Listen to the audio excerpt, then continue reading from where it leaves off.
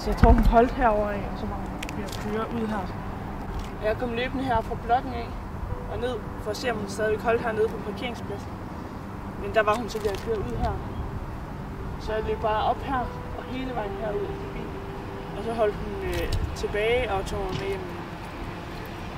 Så da min mor åbnede døren, så blev jeg bare så bange og utryg, at jeg løb herned igen. Men så var min plejemor ved at køre. Mit navn er Marie, jeg er 22, og jeg kom i pleje, da jeg var cirka 2 år gammel, sammen med min tvillingssøster Ella. Jeg vil rigtig gerne finde ud af, hvad der skete i min tidlige barndom, hvad der skete hjemme med min mor, siden jeg blev anbragt. Det vil jeg gerne finde ud af, fordi det er en rigtig stor del af mig.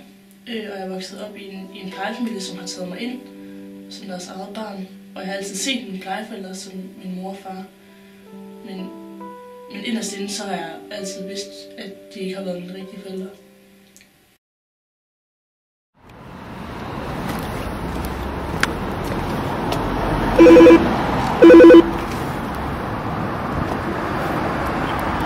Hej mor, det er Marie. Døren er åben. Kan du forklare situationen? Jamen altså, det kan jeg godt. Altså, vi boede jo nede på Fuglehøj der på anden sal. Allerøverst op. Og fra selve stuen, værelserne af og så ud på badeværelset, der var der sådan en lille gang med sådan rækværk-agtige ting ned ad nogle trapper. Og den må jeg alene om, der stod jeg faktisk den der og tænkte, jeg smider hende fandme ud over rækværket. Men det gjorde jeg jo så ikke. Det var godt. Men, og så afleverede jeg bare dernede på første sal, så sagde jeg, ved hvad, tag hende. Fordi så tænkte jeg, om det kunne være, at de kunne få dig til at holde op med at skrige. Og jamen, hvad gik der? Der gik vel en halv dag eller en hel dag, så hentede jeg dig jo igen.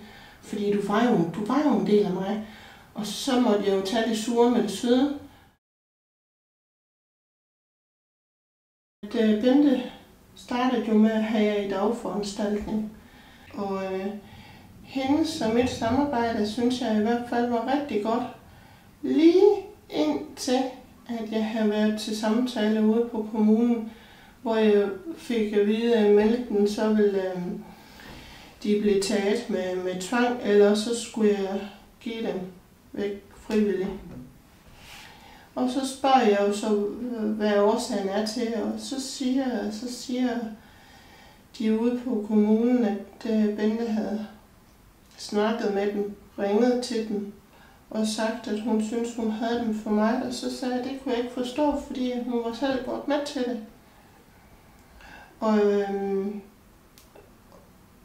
Og jeg tilgiver hende aldrig.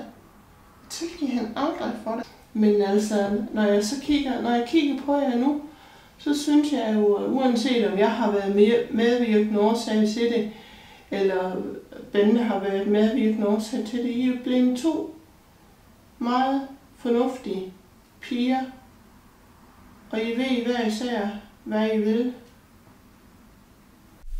Den største gave, jeg har fået, er, at min mor valgte at give mig til en familie, som kunne give mig omsorg og kærlighed, som min mor ikke altid var i stand til at give mig.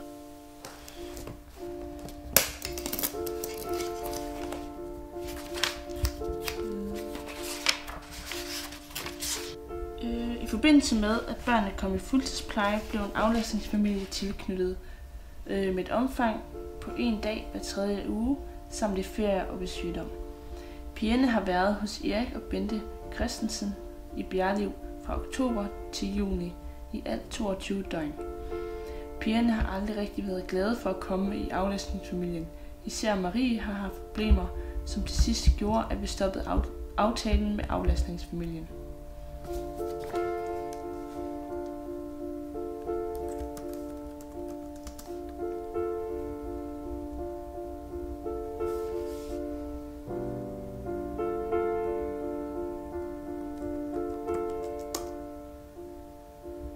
Jeg tror ikke, de bor der mere.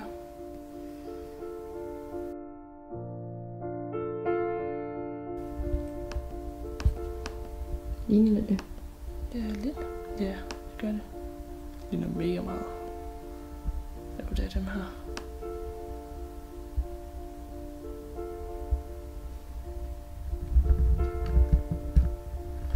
før man kom. Man legede altid her. Det tror jeg. Eller legede her. Der stod der sådan et legehus engang.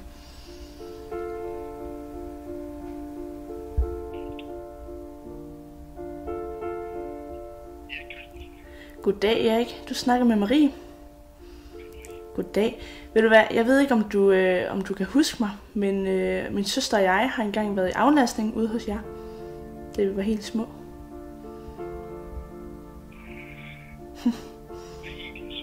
Hun hed Ella. Jeg hører, om I måske havde tid til at drikke en kop kaffe med mig. Super. Tak for det.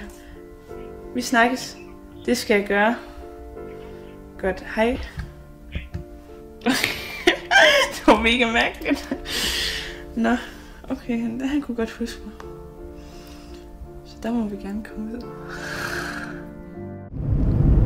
Det er 20 år siden nok, jeg har set dem sidst. Jeg glæder mig rigtig, rigtig meget til at møde dem. Fordi jeg kan huske, da jeg var derude som lille, så var der nogle lidt barske oplevelser, hvor jeg blandt andet blev vækket midt om natten for at skulle ned og tisse, og fik skæld ud, fordi der var noget legetøj, jeg var kommet til at ødelægge.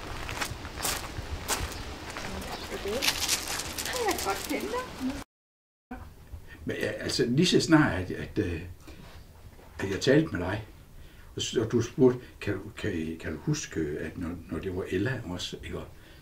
Så sagde det ind i mit hoved, så sagde det, Marie Høne. Nå. Ja. Glad. Kan du huske det? Ja, den sang vi mig. Den sang, Det kan jeg ikke huske. det er rigtigt, det var jeres sang nu. Nå, ej, hvor fint. Ja, hele tiden så sang I den der. Hvordan husker I Ella og jeg? I var rolige, det vi husker, altså der var I ellers rolige, altså lige bortset fra, I var nogle møgunger, fordi I rådte de der legetøjer ude inden for... Jamen, det var ligesom mig, Men de det var- der det var bare perler, ikke? hendes. Altså, hvis de bliver spredt ud over gulvet sådan et par gange om dagen, ikke? Og det er ikke så sjovt. Oplevede I os ellers? Stille og roligt, det er altså. stille og roligt, og utrolig glade jo, Ja, fordi I jo altid sang den der. de sang Og hvis der meget. var et eller andet, så begyndte vi bare at synge den der. Ja. Så stemte I i med det samme. Jeg husker det kun som noget godt.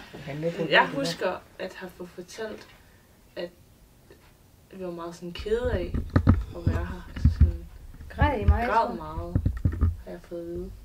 Det mindes jeg altså. Det. Men det er jo ikke det, vi mindes. Altså, vi mindes jo ikke de negative stunder. eller Nej, sådan nej, noget. slet ikke. Vi mindes jo det, der har været godt i det. Ja.